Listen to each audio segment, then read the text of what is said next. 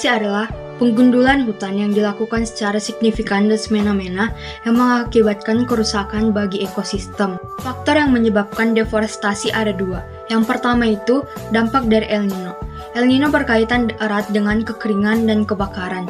El Nino terjadi karena angin pesat atau pergerakan air bergerak berbalik arah dari barat ke timur, yang menyebabkan posisi air hangat akan diganti menjadi air dingin, sehingga sulit diuapkan dan awan hujan akan sedikit, yang menyebabkan terjadinya kekeringan.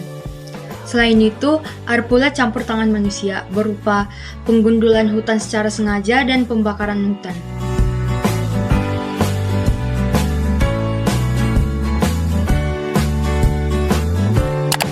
Di sini kita lihat perubahan peta Kalimantan dari tahun ke tahun akibat dampak dari deforestasi.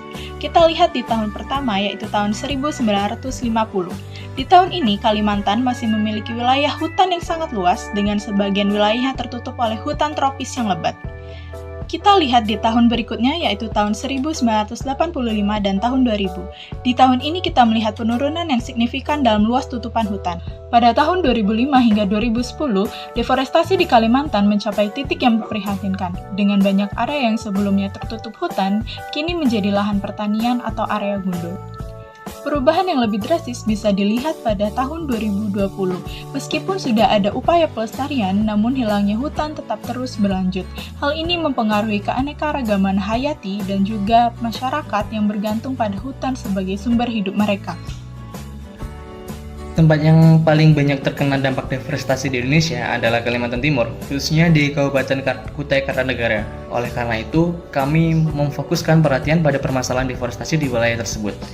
Menurut data Greenpeace dari tahun 2015 sampai 2018, terdapat lebih dari 3.487 titik panas di Kutai Kartanegara dan daerah bekas kebakaran hutan dan lahan seluas lebih dari 35.000 hektar. Pada tahun 2022, terjadi aktivitas tambang ilegal di Taman Hutan Raya Bukit Suharto, Desa Bukit Merdeka, Kabupaten Kutai Kartanegara. Sehingga sejak tahun 2001 hingga 2023, Kutai Kartanegara kehilangan 663 KHA ketutupan pohon, setara dengan penurunan 31% tutupan pohon sejak tahun 2000 dan setara dengan 427 metrik ton emisi ekuivalen karbon dioksida.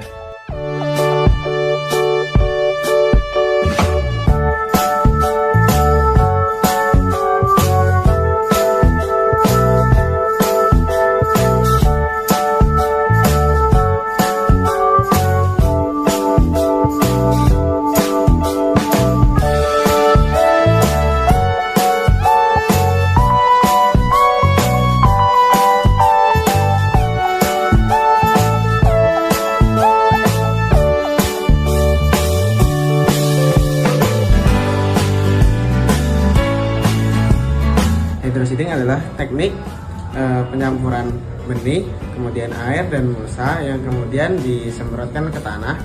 Teknik ini sangatlah anjur digunakan karena teknik ini dapat mempercepat, kemudian dapat juga membantu proses pertumbuhan tanaman. Kemudian kita akan membahas apa saja campuran yang terdapat di hydroseeding. Campurannya yang pertama ada mulsa, kemudian ada pupuk kandang halus, kemudian ada pump. Kemudian yang kita gunakan benihnya adalah benih sengon dan benih teki. Kenapa kita memilih benih dua itu? Karena benih teki dan benih sengon itu pertumbuhannya relatif lebih cepat daripada tanaman yang lain.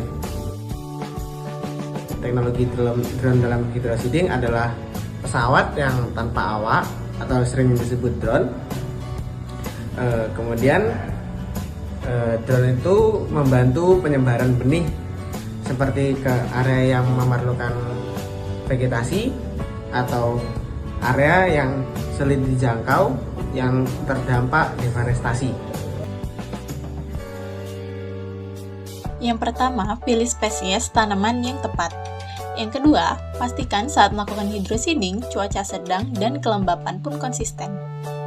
Yang ketiga, lakukan penyiraman secara rutin, apalagi pada saat awal-awal hydroseeding.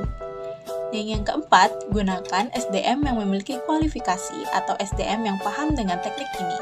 Yang terakhir, lakukan pemeliharaan, monitoring, dan evaluasi secara konsisten.